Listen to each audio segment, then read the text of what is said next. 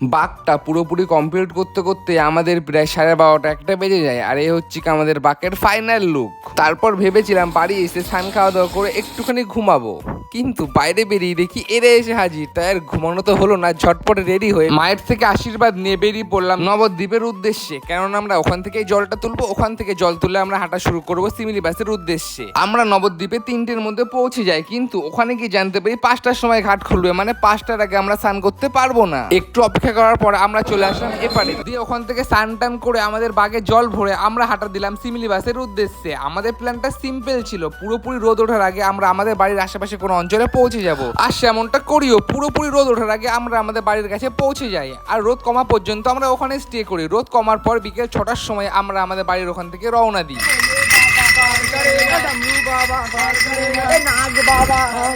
এই ভিডিওটা দেখতে দেখতে কেমন যে রাস্তা পেরোচ্ছি বুঝতেও পারছি না।